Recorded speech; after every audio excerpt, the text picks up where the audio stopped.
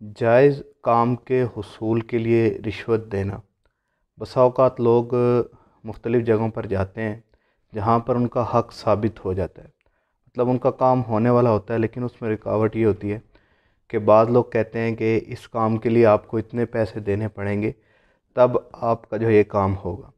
شریعت کی اصطلاح میں اس کو رشوت کہا جاتا ہے۔ ابو داؤد شریف کی حدیث ہے جس میں نبی کریم صلی اللہ علیہ وسلم کا ارشاد منقول ہے کہ اللہ کے رسول کی لعنت ہوتی ہے رشوت لینے والے پر بھی اور رشوت دینے والے پر بھی۔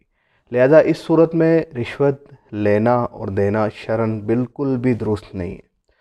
البتہ اگر جہاں پر آدمی کا حق ثابت ہو جائے، صرف اس میں رکاوٹ یہ چیز ہو کہ وہ شخص بغیر رشوت کے بغیر پیسے لیے نہ مان رہا ہو، اور آپ نے وہاں پر جو آپ متعلقین ہیں، حکام بالا ہیں، وہاں کے جو بڑے مطلب عہدیدار ہیں، ذمہ دار ہیں،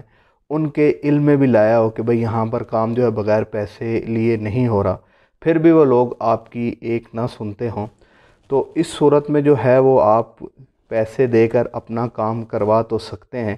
لیکن ساتھ میں یہ ہے کہ اس میں یہ بات یاد رکھیں کہ وہاں پر واقعتاً پیسے دیے کے بغیر جو ہے وہ کام نہ ہوتا ہو۔ عموماً دیکھنے میں آتا ہے کہ لوگ ذرا سی تکلیف نہیں کرتے اور تھوڑے پیسے دے کر یہ کام کروا لیتے ہیں، تو یاد رکھیے گا کہ وہ اس وعید کے زمرے میں آ جائیں گے۔ لہٰذا پہلے خوب وہاں پر تگ و دو کریں۔ اگر بغیر رشوت کے بغیر پیسے دیے کام ممکن نہ ہو، اس صورت میں جو ہے شریعت نے گنجائش دی ہے، لیکن زیادہ کوشش یہی کرنی چاہیے کہ بغیر پیسے دیے جو کام وہ ہے وہ ہو جائے۔ جزاک اللہ خیر۔